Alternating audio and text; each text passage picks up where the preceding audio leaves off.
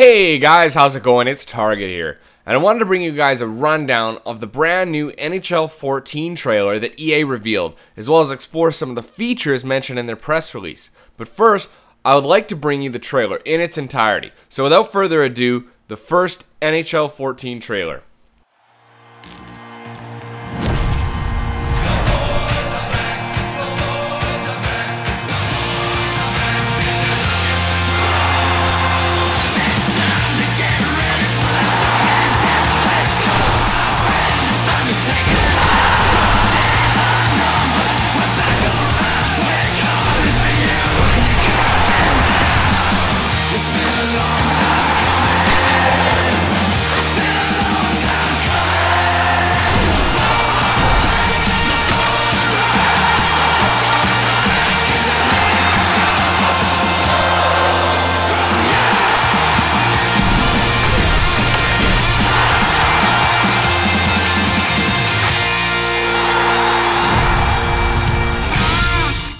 Alright, looks pretty good, right? They didn't actually showcase that many features in the trailer itself, but there are a few things I'd like to point out, just in case you missed them. First thing I noticed was some possible new intros. They show a short clip of Carlson and Anderson of the Senators walking down the tunnel, which is the same as the last 3 or 4 games, but they also show Rick Nash standing, looking up at something. Now, this is possibly just the banner raising ceremony that they have had in there for the last 2 years or so, but it could be him standing for anthems. I doubt it because the arena is still dark, so there is the possibility of some new intros, but don't hold your breath.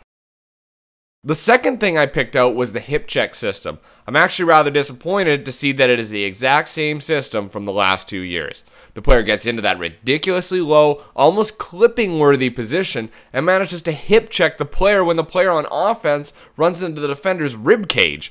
Drop the ball on this one, EA. People have been complaining about hip checks in this game for the last 2 years, and for good reason. They aren't very realistic. The third thing that I noticed is something that I'm actually really excited about. 2-on-1 player collisions. As you can see in the clip, Nathan Horton and Milan Lucic combined to take down what looks to be Brandon Prust. Now this is a feature that they did show in one of the NHL 13 trailers, but it never made its way into the final product, which I was really disappointed about. I think having the ability to hit a player using 2 players at once is a huge step into making this game more realistic. Hopefully players won't be flying through other skaters anymore, and they will actually bounce off objects realistically. Unfortunately, we're not going to see massive checks into the stands anymore and have them pop out the boards. Although it's funny, it's not really hockey. One of the obvious features from the trailer that we can pick out are the new post-fight celebrations. You can see in the short clip that Lucic throws his hands up in the air in this really cocky celebration after pounding Markov. He is trying to get the crowd into it, which is a total Lucic move. I really like this. I also noticed that the goalie and other players are still on the ice. Before, all players cleared the ice and the benches so that the only players left were the ones that were fighting. I'm tired of year after year having the same post-fight animation. The winning player dusting his hands off or waving off the opponent in disgust is just plain boring. Final thing I picked out in the trailer is the possibility of actually using the backhand to score a goal top shelf on a goalie other than a human-controlled one. You can see in the clip that Patrick Kane is able to go top shelf on Kari Lehtonen. Remember in NHL 11, you're able to go top shelf with the backhand all the time? That's the way it should be. Finally, it's back. I missed you, backhand. Why did you ever leave? Alright, so now that we have covered the trailer, let's take a closer look at the information on the new features that they released. The first thing that they mention in the description is collision physics. They mention a new left stick controller scheme for hits. They obviously don't dive into what exactly this scheme is, but we can certainly speculate. Perhaps we're looking at a new system where you push in on the left stick while skating towards the player to lower the boom, but I certainly hope that's not the case. Something that is more likely though is that the right stick will still initiate the hit, but doesn't actually make the hit happen. Maybe what it does instead is that it allows for the left stick to be more precise in regards to the player's movement. You know how many times during a game hits are missed because you held down the right stick at the wrong moment? Maybe this is what it is alleviating. If that's the case, then it'll be a welcome change for sure. Another thing that the physics will control is the 2-on-1 hits that we talked about earlier. Bigger, badder, and better. The second thing they touch base on is the new so-called Enforcer engine.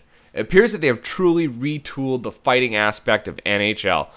I've been saying for years that they should incorporate the fighting engine for Fight Night. It's the same company, so there's no reason why they can't at least utilize some of the elements.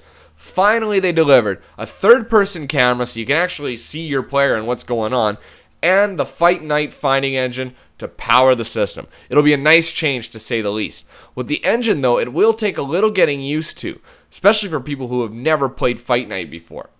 They also mentioned that height and weight matter, which is a big plus. I'm not saying that there aren't tough small guys, because there are, believe me.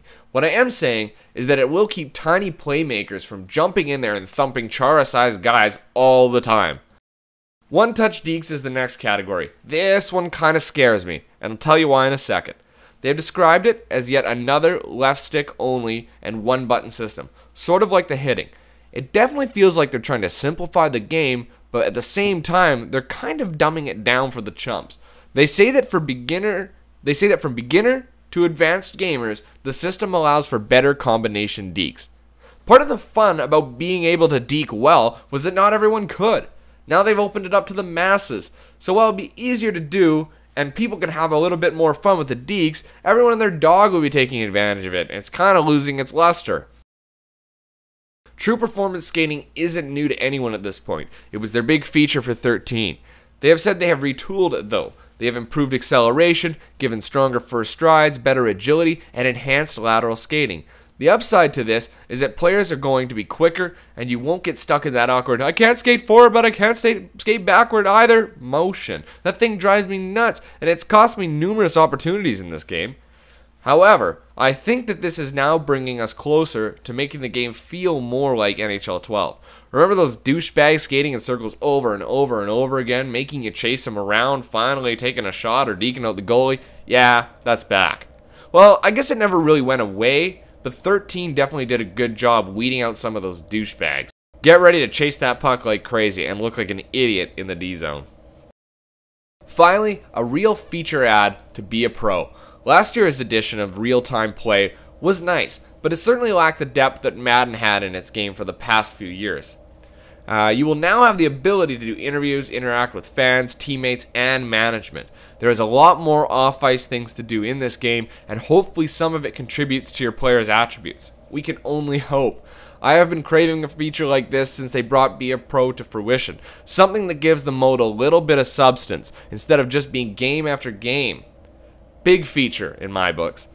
The last thing they mention is EA Sports NHL Online Season. At first, I kind of skipped by it because I thought it was going to be as big a letdown as Be a GM Connected. But it actually sounds pretty badass. This feature is going to help out with their matchmaking system in the sense that new teams will play new teams because they haven't played or won any games. It's also going to keep you, when you go to the playoffs, from playing subpar teams. I found more often than not, as an elite team, or if you were on a pro team, you ended up playing a better or a worse team and things were mismatched. It's going to be a little bit better.